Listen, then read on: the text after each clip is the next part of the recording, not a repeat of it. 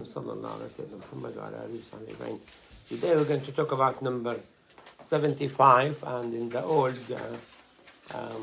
number 77 about the Salah. So obviously there's a lot about Salah which might not cover in total. This is why you have the book to actually go back and read. And today we're going from 1.75 in the book. So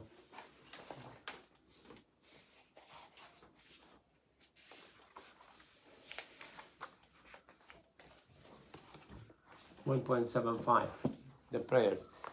The importance of the prayers, the hadith on it, probably leave it to you to read.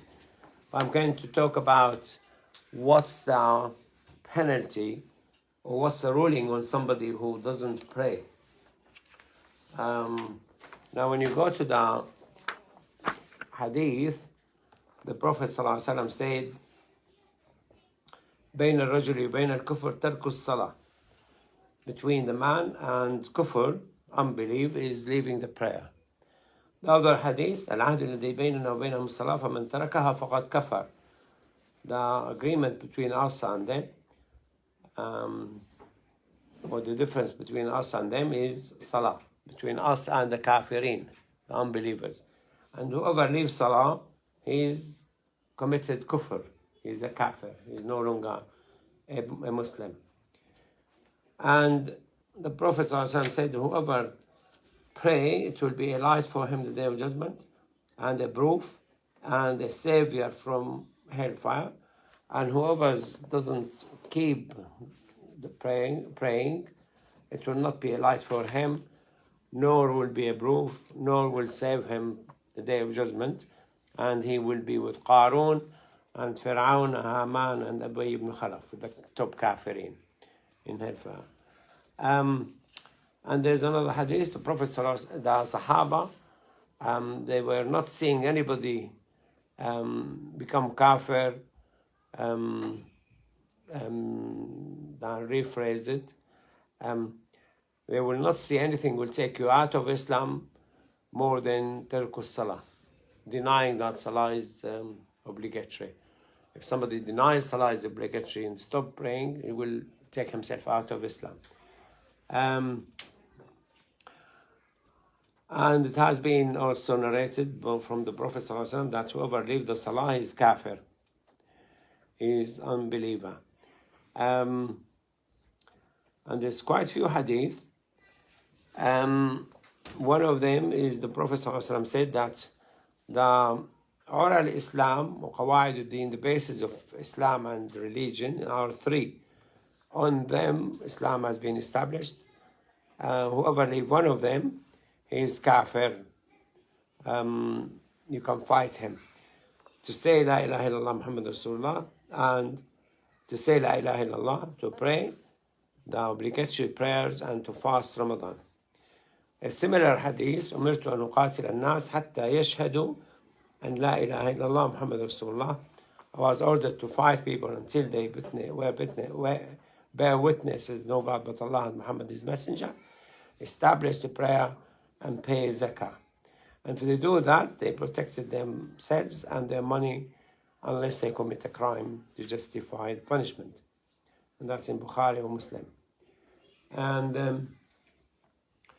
the question will be, if somebody doesn't pray, he is kafir. What that means? What kafir means? Non-believer. Unbeliever. Has kafir means something else? Kafir. Kufr. Kuffar. Asif? Ahmed? Yes, no, yes. You just need Sarah Chesty. Are you doing something else outside the class? Writing something? You need to look into a board. Now, kufr in Arabic have two meanings. kufr means denial, and kufr means cover up. So is he kafir because he's covering up that salah is obligatory? Or is he kafir because he denied that the salah is an order from Allah Azza wa Jal? The kuffar also have two meanings. Kuffar means farmer. يعجب الكفار ليغيظ بهم يعجب الزراع ليغيظ بهم الكفار. That when you have nice field full of corn and things, and your crops is full of corns, the other farmers who didn't have that good results, they will envy you and be angry that they didn't grow their crops like you. So kuffar, they're farmers. And kuffar could means unbelievers, denial the existence of Allah Azza wa Jal, and deny the salah obligatory, deny the fasting obligatory, deny the hajj obligatory. Because Allah said in the Quran, وَلِلَّهِ عَلَى النَّاسِ حِجُّ الْبَيْتِ لمن استطاع إليه سبيلا ومن كفر فإن الله غني عن العالمين. It's obligatory on mankind to make hajj to the house of Allah Azza wa Jalla in Mecca if he can afford it. But whoever commits kufr, Allah doesn't need the words. And kufr here, وَمَنْ كَفَرَ, could be cover up or could be denied. Cover up, so no, it's not obligatory, I don't need to go to hajj. He's covering up. But if he's covering up, he denied Allah Azza wa Jal and the order altogether to do hajj, he is kafir, unbeliever. So, وَلِلَّهِ عَلَى النَّاسِ حِجُّ الْبَيْتِ وَمَنْ كَفَرَ, whoever cover up. So what will you consider? The one who doesn't pray, is he a kafir because he is no longer a believer? Or is he a kafir because he's covering up that it is obligatory? So that's the difference. The hadith, which is a bit strong, that I was ordered to fight people until they bear witness no God but Allah, and Muhammad his messenger, establish the prayer and give zakah. So does it mean that you go to people who do not pray and kill them? Or does it mean that if you go to people who are fighting you and you fight back, but if they start praying, you stop fighting them? That difference between the two understanding created trouble in the Muslim world for the last 30, 40 years. Because the word hatta was ordered to fight people until they say La ilaha illallah. So, hatta, if you take the word hatta, I ate the fish until I reached its head. Hatta ra'siha. And I stopped. When I reached the head, I stopped. I didn't eat the head. Or could be, I ate the fish hatta, including its head. So they went out fighting people because they were not praying or not fasting. But the hadith is, if people are kafirin, unbelievers, and they fight you, when do you stop fighting them? If they say, Ashhadu an la ilaha illallah, Ashhadu anna Muhammadan Rasulullah, pray and give zakah. So the hadith, to stop fighting if they converted. Not to stop fighting whether they're praying or not. That understanding, including the head, caused trouble to the Muslims, because all these Qaeda and Daesh and ISIS, whatever, they went out fighting people, regardless whether they say La ilaha illallah or not. Oh, we saw them, they were not saying it. But they're saying it, but they kept fighting them. They killed a lot of Muslims, claiming that they were not. Now, if you take the meaning, I was ordered to fight people until they say La ilaha illallah Muhammad Rasulullah, fair enough. If they say that you have to stop, what about if they're already saying it? like the war in Yemen, they're already saying La ilaha illallah Muhammad Rasulullah, both. The war in Libya, they're already saying La ilaha illallah Muhammad Rasulullah. They kept fighting each other. The war in Sudan, there's a lot of fighting also take place in Afghanistan, in Pakistan, in Syria, in many places. The problem with people is they give religious ruling while they don't even know the Arabic language, what the Arabic means. So if you're involved in a fight with the Kafirin, let's say you're fighting Israel, and then the Jew decided to become Muslim, say La ilaha illallah Muhammad Rasulullah, establish a prayer, you have no right to fight them, to carry on fighting. You must stop. That's the meaning of the hadith. If they're already saying it, then you have no right to fight them. You can't come to people who are already Muslims and fight them. No matter what their political view are, you're not allowed to fight them. So when you come to the hadith about Salah, there were two groups of Muslims. Some were considering if somebody doesn't pray, you arrest him and put him in jail for 3 days. If he starts praying, let him out. If he doesn't start praying, you kill him. So what will happen to the whole community? Yeah, Zaid? In the end, either people will start praying or there will be no people left who don't pray. So you purify the community? Yeah. Any other view? If you take... I was in Saudi in the 80s, in between 1977 and 82. And the religious police used to move around the town. Anyone, the time of Zuhr, not in the mosque, they will arrest him. They ask him to go to the mosque. If he refuses, they will arrest him. They come to, if there's village, and I was in an area where a small village, and they knocked on my door. Why you're not in the mosque? Religious police came, a religious person, and with him a policeman with automatic machine gun. You can't mess with. Why you're not in the mosque? What will you say, Zaid? I wasn't in the mosque.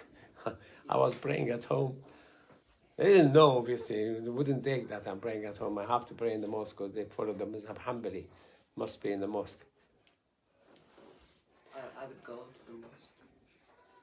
So my friend was in town walking with his Christian friend, a Lebanese. In Lebanon and Syria, we say about the Christian Masihi, from Messiah. Masihi. In Arabian Peninsula, the Gulf, they call him Nasrani. Man ansari ilallah, qal al-hawariyuna nahnu ansarullah. It's from the Quran, both from the Quran. Masihi, Masih ibn Maryam, it's in the Quran. So he said, I'm Masihi. He says, Asmihi, go to the mosque. So he forced both of them to go to the mosque, the Christian and the Muslim, because he can't argue with them. He will go to jail. He will go to the police station, will stay for 2-3 days before he's known as Christian. Need to bring evidence, whatever. So he said, cut it short, go to the mosque, and he went. So when you try to force people to pray, what will happen? Either they go and pray, or they fight you. Yeah, one of these two. Or they hide. When the azan take place at my time, it's changed now. We used to close the shutter from inside in the shops, most of the shops, and stay inside. When the imam say in the loudspeaker, Assalamu alaikum wa rahmatullah, Assalamu alaikum wa rahmatullah, they open the shutter. He's inside. He wasn't outside anyway. They opened the shutter. So you will see that, everybody in the mosque seems, because all the shops. And if they go genuinely to the mosque, they usually close the door. They put a stick by the door that is closed. It's outside, they put a sheet on the things. So we are closed. They go and pray and come back. Nobody steals in that time. They used to cut the hand. They don't now. So people are afraid of losing their hands, so they don't steal. But anyway, And that discussion between the Sahaba and Tabi'in went on for generations. Should you kill the one who doesn't pray or not? And it raised the argument, which in your book, it will be Munadhara Baina Imam Shafi'i and Imam Ahmad ibn Hanbal. Imam Ahmad ibn Hanbal, which is the Saudi and most of the gold follow Hanbali. Imam Ahmad ibn Hanbal is in the view that if you don't pray, denying the prayer is obligatory, you get killed.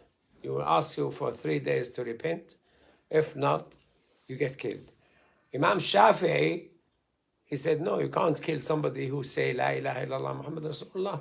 He's already a Muslim. You have no right to kill him. So the argument was, how would the one Tariq as-Salah, how would he repent? And why you kill him? Because he left the Salah. But he said, La ilaha illallah. And Ahmad bin Hanbal, he said, he had to pray to become Muslim. He said, he's already a Muslim. He's already saying, La ilaha illallah Muhammad Rasulullah. How would you kill somebody who say, La ilaha illallah Muhammad Rasulullah? So Imam ibn Hanbal lost the argument that he said you kill him if he doesn't pray. But if he say La ilaha illallah, how would you kill somebody say La ilaha illallah? There were a hadith. Usama bin Zayd was in a mission and they caught the enemy and they were resting. One of the enemies crawled in and they killed a Muslim and they caught him. So when they were trying to kill him, he said, Ashhadu an la ilaha illallah, Ashhadu anna Muhammad Rasulullah. So the rules in Islam, the teaching of the prophets, you can't kill somebody who say Ashhadu an la ilaha illallah, Ashhadu anna Muhammad Rasulullah. So he left him. And the next day he managed to come and kill a Muslim from the army. They caught him again the second time. He said, Ashhadu an la ilaha illallah, Ashhadu anna Muhammadan Rasulullah. So he let him go. And the third day he came and managed to kill somebody else, a Muslim, and he caught him. He said, Ashhadu an la ilaha illallah, Ashhadu anna Muhammadan Rasulullah. And Issam bin Zayd, he said, you're a liar, and he killed him. So the Prophet ﷺ heard the story. He said, how do you know that the third time was not correct?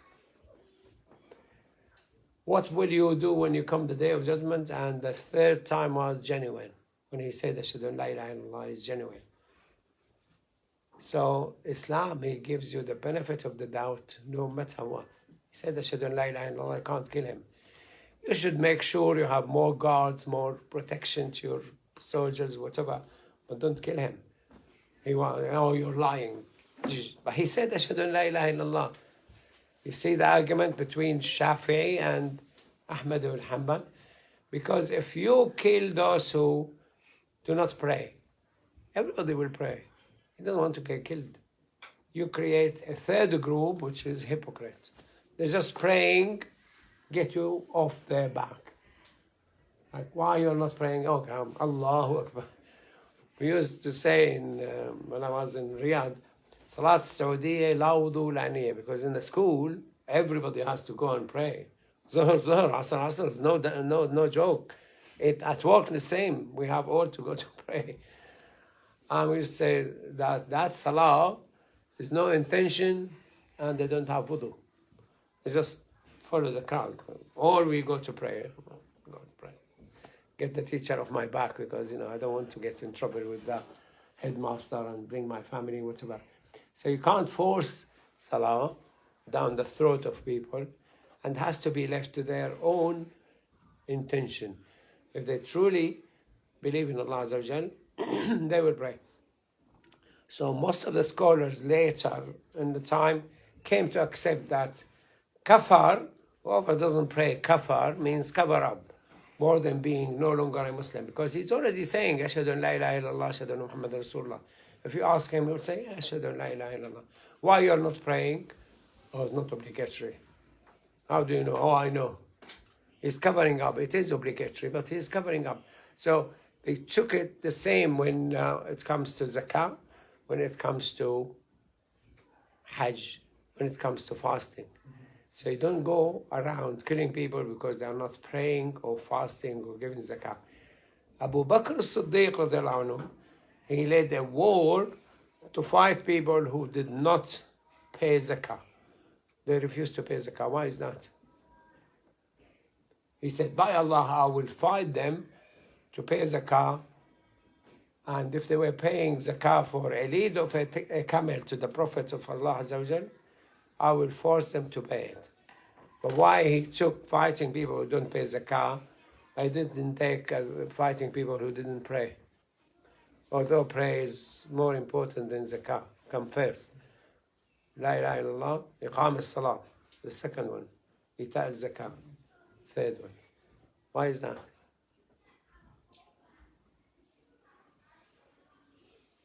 Yeah? There's two things in Islam. One, the right of Allah Azza wa Jal, and one, the right of people. You can't come to somebody who steal people and kill people and let them off the hook. You must punish him. Get the rights of the people, because that's the right of people. If you don't, you create trouble in the community. Because people get away with murder, people get away with theft, people get away with taking the right of each other.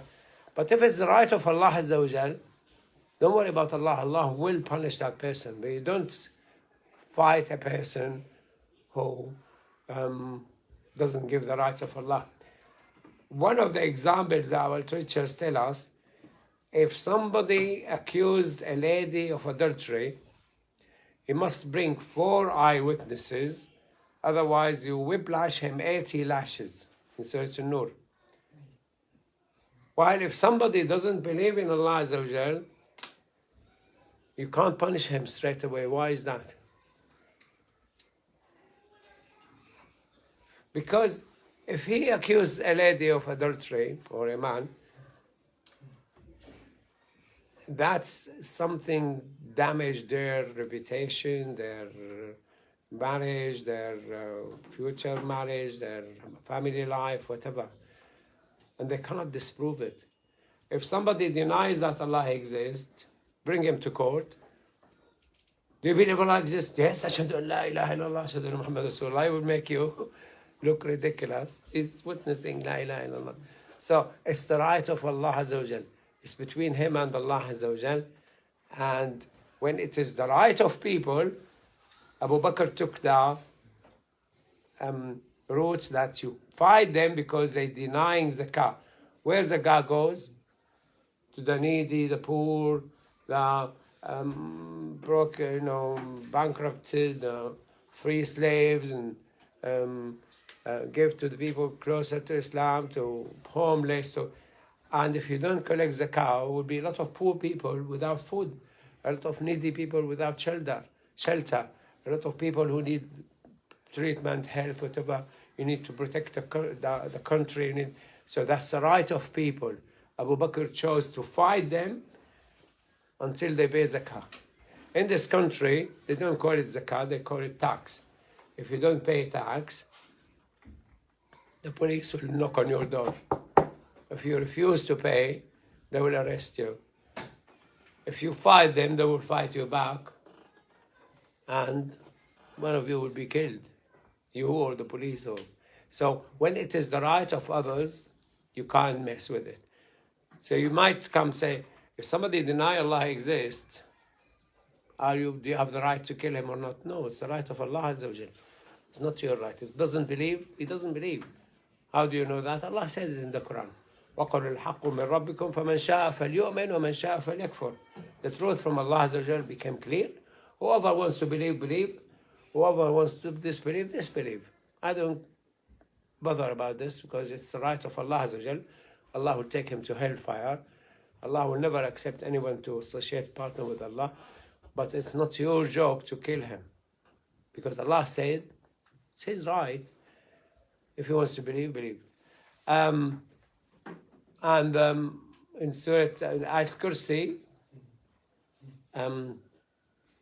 وهو العلي العظيم لا إكراه في الدين. The next ayah of Ayat al-Kursi, if you know Ayat al-Kursi by heart, the next ayah, no compulsion in religion. لا إكراه في الدين. فمن شاء فليؤمن ومن شاء فليكفر. No compulsion. You can't force people to believe or disbelieve. Why you cannot force people to disbelieve, Sarah? Chesty? You can't force people to disbelieve?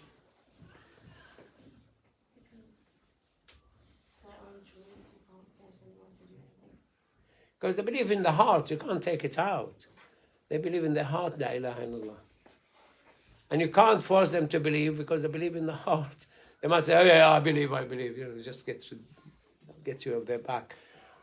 But when it comes to Salah, it's well proof that you are a Muslim if you pray. If you don't see somebody in the mosque at all, never saw him on Friday or any regular prayer or congregational prayer, you can't say he's a Muslim. There's a lot of people from Muslim background in Solihull. We don't see them in mosques. We don't see them in Friday. We don't see them in Eid. We don't see them. We don't know they are Muslim or not. They might be Muslims or might not. So the Prophet ﷺ said, إِذَا رَأَيْتُمُ الرَّجُلَ يَعْتَادُ الْمَسَاجِدِ فَاشْهَدُوا لَهُ بِالْإِيمَانِ. If you see somebody goes to mosques, witness that he is a believer. If he doesn't, I was called to see somebody in Chelmsford police station. They said to me, the police said, oh, he claimed to be a Muslim, but he's been with us from the morning. We didn't see him praying Zuhr or Asr. The police, they were not Muslims, they knew if he asked to pray, we will ask for wudu, we will ask for prayer mat or whatever. But he didn't pray Zuhr or Asr. He said, oh, we don't think he's a Muslim. He didn't pray Zuhr or Asr. For them, they don't open their chest and see whether they believe in Allah or not. They will see whether they're praying or not. They didn't pray. If you take that measure, the hadith is telling us he's not a Muslim, he's kafir. Could be kafir covering up, could be kafir unbeliever. Either of these two. So the hadith, the language is a bit tricky because it gives you sometimes a leeway out. Give him the benefit of the doubt. Probably he meant, covered up, that it is. He knows it is obligatory, but he is covering up. But if he really denying, no, the Salah is not part of Islam. Some so-called Muslim, they claim that only there's 3 Salahs. Like a lot of Shia, they only pray 3 Salahs. Why is that? Have their own interpretation. And it's clear in the hadith that there's 5 daily prayers. So we go to more of the teaching on the obligatory of Salah. The Prophet ﷺ said that there will be leaders lead you, I mean presidents and kings and whatever, sultan. They will do things which you don't like and they will do things you know it is correct. And if you dislike the bad things they do, you're okay. If you accept the bad things they do, you are in the wrong. And the prophets, the Sahaba said, shouldn't we fight them? Or the Messenger of Allah, he said, no, while they pray. If they don't pray or ban the prayer, you fight them. And if you look into Muslim world, a lot of Muslims were fighting their governments, but their leaders were not denying the prayer is part of Islam, and they were praying themselves. A lot of the time they go to mosques. So that makes their fight is not allowed. And they, subhanAllah, they always lose. They lost in Egypt, they lost in Syria, they lost in Iraq. They tried to unseat the president or the king, and they failed in many countries. In Syria recently, something different happened. The Muslims who refused to accept the government correct, they went and lived in the north of Syria, in a place called Idlib, and they established like a country of their own. The Syrian government could not go inside Idlib, so they formed a government, and when they saw a weakness in the Assad regime, they moved into Syria and took over. But they were a country in Idlib, and the rest of the country is a country. And now we have in Syria something called the Kurdi, the Qasad. They try to say that we are a separate country. It's going to be difficult for them because supported by the American, if the American pull out of Syria, then they will lose. But if they are praying, they might be praying hypocritically. They are not actually true Muslims. But it's difficult to carry arms against a sitting sultan or president unless they openly announce that they are kafir or they ban the salah. They didn't close the mosques in Egypt or Iraq or Syria. they're clever. They know how to fight the Muslims without getting in trouble with the religion itself.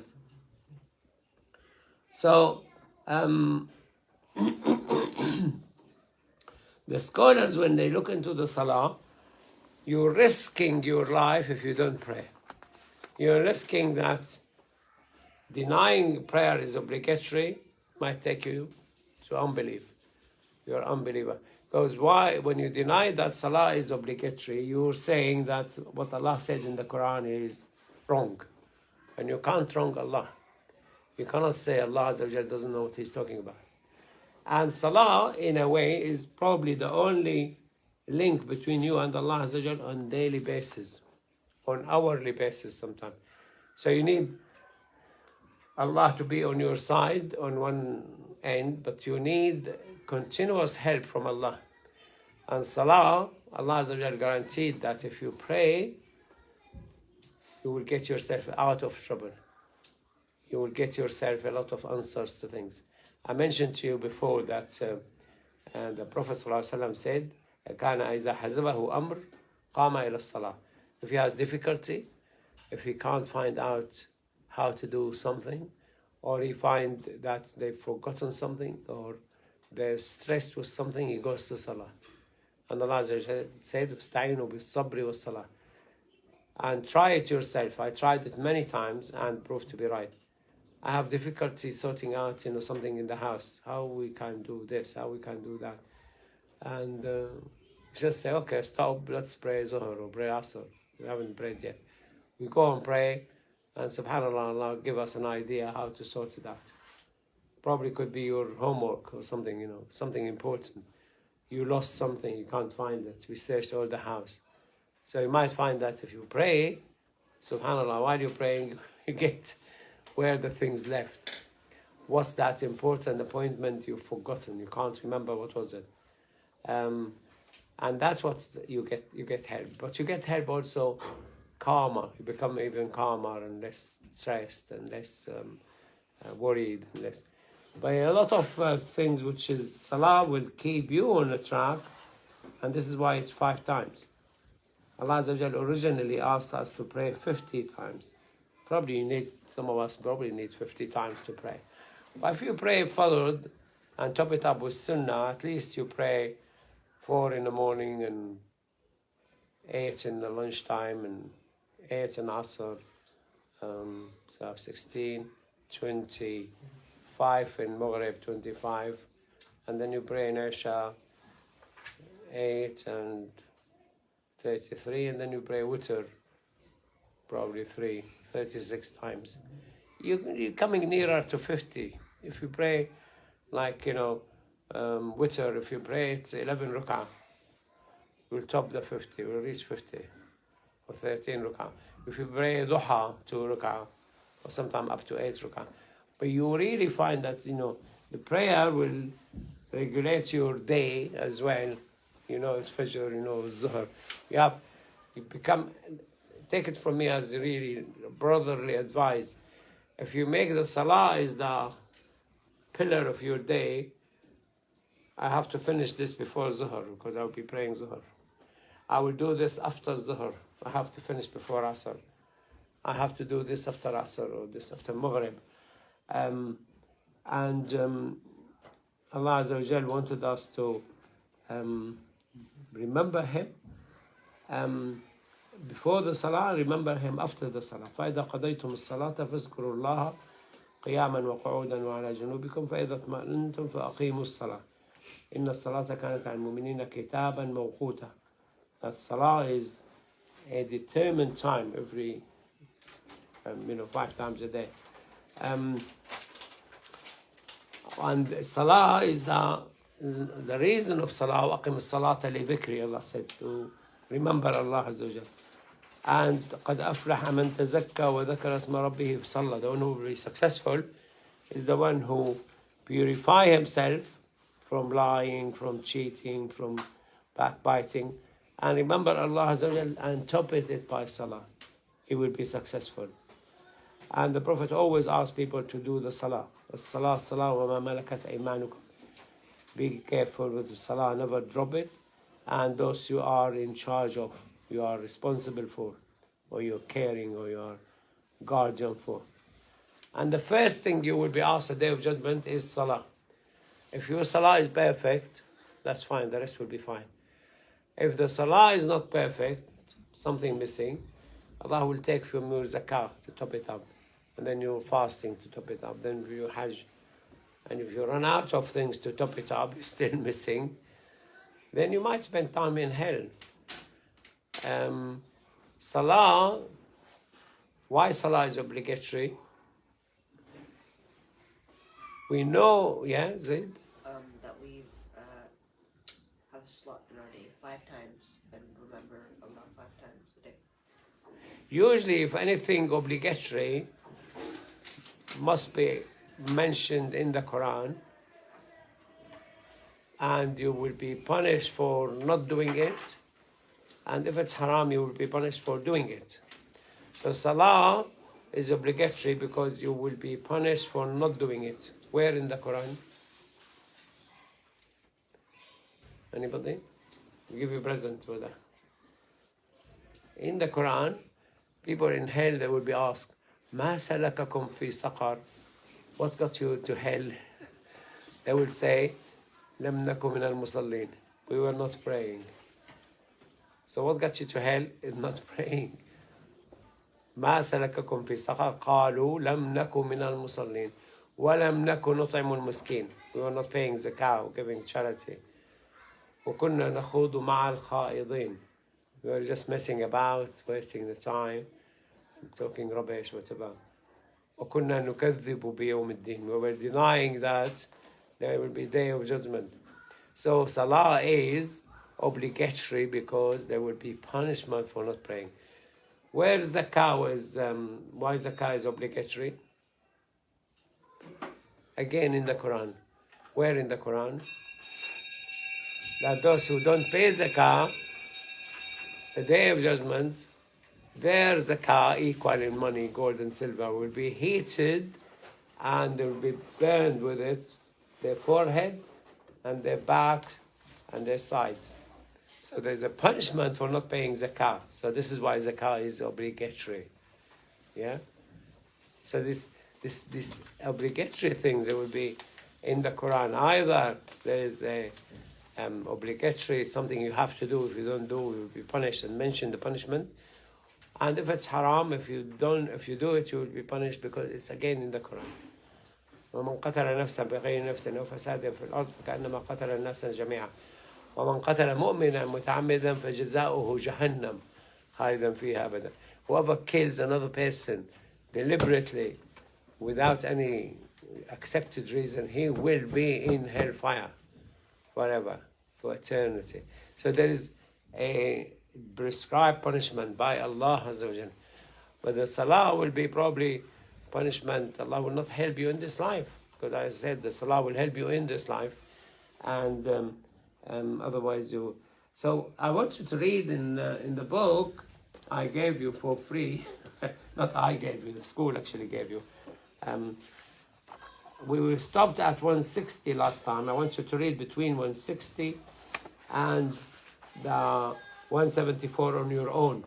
The rules on tayammum and the rules for the sisters on menstruation period and on childbirth and things, which is, you don't need to do it in the class as such, but read it, and if you have questions, I usually arrange for a sister to come and answer your questions. But I want you to read it on your own, and for the brothers, because you will get married and you will have to answer your wife questions and things. And for Salah, we finished now 1.75, and we didn't go far. You can read them on your own a bit more.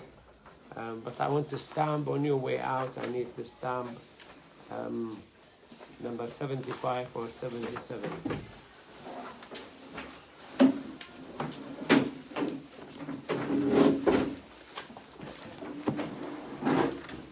صلى الله عليه وسلم.